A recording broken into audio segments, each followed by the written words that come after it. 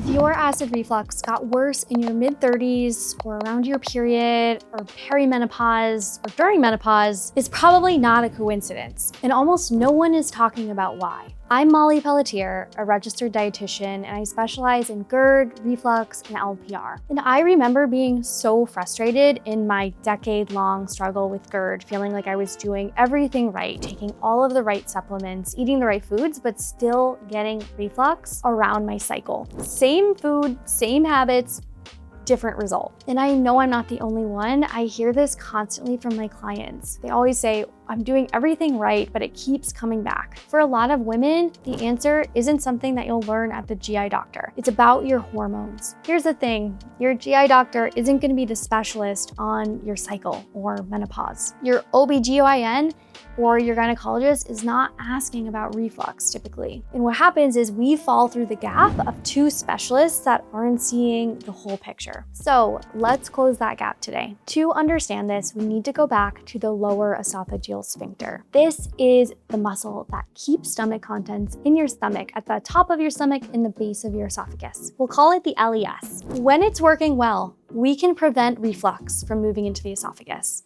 When it's not working well, that's when we get heartburn, chest pain, throat pain, difficulty swallowing, feeling like something is stuck in your throat, coughing, post-nasal drip. Now here's what the research shows. Estrogen and progesterone, your two primary sex hormones, can relax smooth muscle, and your LES is smooth muscle. The proposed mechanism is that when these hormones increase at different times of the female cycle, nitric oxide is released. Nitric oxide relaxes smooth muscle tissue, including your LES. When this relaxes, acid can move upwards. This is one of the main reasons that we see reflux increasing during pregnancy, certain phases of the menstrual cycle, and with hormone replacement therapy. I know it can feel random, but it's actually physiology. Now, let's walk through what happens across the female cycle. The follicular phase, days 1 through 14, this is where hormones are often a little bit lower. According to research, many women report lower GI symptoms during this phase.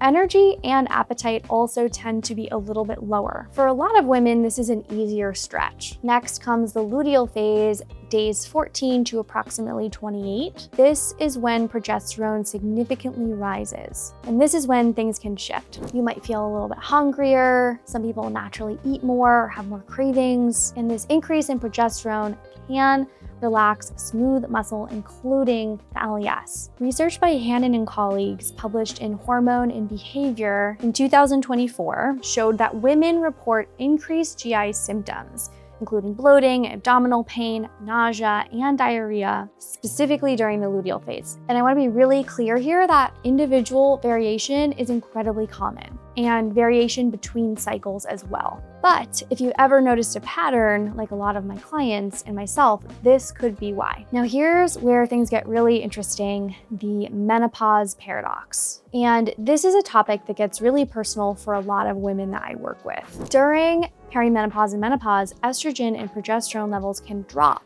So wouldn't this improve the function of the LES? Well, not exactly. That's not what happens for a lot of women. Often reflux gets worse during this time. There are a couple reasons for this. Estrogen actually has an anti-inflammatory effect and a protective effect for the esophageal tissue. So when estrogen drops, we can lose that protection. Secondly, estrogen can help to stabilize other hormones like cortisol, which is one of our main stress hormones. You may have heard me mention in previous videos the relationship between cortisol and reflux. When cortisol increases, our stress increases, we're in that fight or flight state, our LES can't close as well and our digestion can't work as well. So when estrogen drops, cortisol becomes harder to regulate, and this has a big cascade effect for our health. And we know from research, Kontorek and colleagues, that stress is one of the most significant triggers for GERD. Stress can impact LES function and increases sensitivity to pain.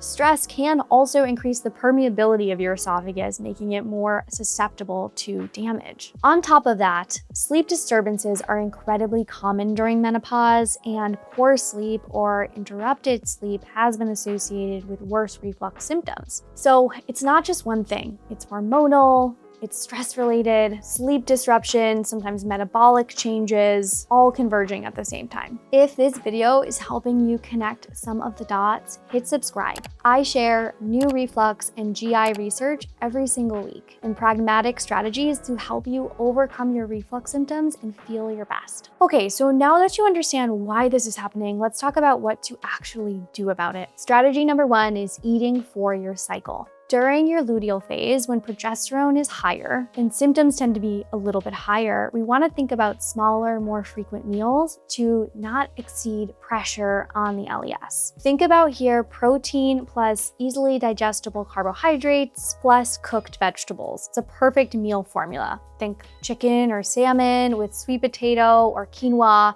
some cooked green beans or carrots, keeping things simple and balanced. Eating enough protein and healthy fats will also help to balance blood sugars, which is essential for cortisol regulation. Try to avoid huge raw salads during this phase. This can be a lot on the digestive system, especially in the week before your cycle. If you're more prone to digestive issues and diarrhea, you want to think of more cooked versus raw veggies. Sticking to a regular meal pattern and avoiding skipping meals, avoiding fasting is going to be helpful for your hormones, but also prevent overeating later. A 2025 study out of China's Center for Disease Control of over 52,000 women aged 35 to 60 found that fish, milk, and soy products were significantly associated with less severe menopausal symptoms. What's interesting about this research is it shows a dose-response pattern. So those who ate more fish had even fewer symptoms of menopause. Higher fish intake was also associated with later onset of menopause. This could be from omega-3 intake. Eating lean proteins, especially omega-3s, can be extraordinarily helpful for membrane biology, for inflammation. There's also a randomized control trial from 2024 that showed flaxseed supplementation helped to significantly reduce menopause symptoms as well. 10 grams of ground flaxseed for 3 months led to a 47 to 54% reduction in menopausal symptom scores, compared to just a 4 to 8% in the placebo group. Flaxseed is a rich source of lignans. Lignans are a class of phytoestrogens that mimic the structure and function of estrogen. This could help buffer some of these fluctuations that we see in perimenopause and menopause. So we're not talking about restriction here, which is often the conversation when women hit menopause. We're talking about making sure your body is getting enough protein, enough vitamin D, calcium, and omega-3s, as well as fiber from sources like flaxseed that also contain lignans. Thinking about fish 3 to 5 times a week, simply adding a tablespoon of ground flax into your oatmeal or your yogurt, whole food soy products like edamame and tofu, rather than soy isolate, a few times a week could make a massive difference. If you are dealing with hormone-related reflux symptoms and you want to go a little bit deeper with a structured plan, this is exactly what the Reflux Relief Masterclass was designed for. We go deep into nutrition strategies, vagus nerve support, hormone balancing nutrition, as well as strengthening the LES to address what's actually driving the reflux problem. And the Flora app also has guided breathing exercises, reflux-friendly recipes, and community support to keep you on track. Both of these links are in the description of this video. Okay, let's chat cortisol. This one is especially important during perimenopause when cortisol can be elevated. What I call the nervous system snack is a strategy that I personally use and have used with my clients for years. This is the simple practice of pausing for about 1 to 5 minutes to do something intentionally regulating for your nervous system and supportive for your vagus nerve. This could be going outside and taking a few deep breaths. It could be doing a desk stretch on the Flora app, maybe taking a quick walk without your phone. The point of the nervous system snack is to give your body an opportunity to release cortisol and shift more into the parasympathetic side of the nervous system, also known as the rest and digest side of the nervous system, where you can optimally digest your food and your LES works at its best. One more strategy for both your nervous system and the LES is something I call the LES lock. This is based on research that shows that diaphragmatic breathing after meals can help to lock food contents in your stomach and prevent reflux. It's a simple practice of 5 to 10 deep diaphragmatic breaths after a meal. Activating your diaphragm helps to tone the LES after meals where it is most vulnerable. So here is what I want you to take away from today. If your reflux has gotten worse as you age, around your cycle, or with menopause, you are not imagining it. There is a real physiology behind it. And understanding this gives you real options. You're not doing anything wrong. Your body is responding to hormonal shifts. And once you understand that, we can work with your body and not against it. Remember, small hinges swing big doors. If you want to go deeper into LES support, watch this video where I break down 3 ways to strengthen your lower esophageal sphincter. I'll see you there.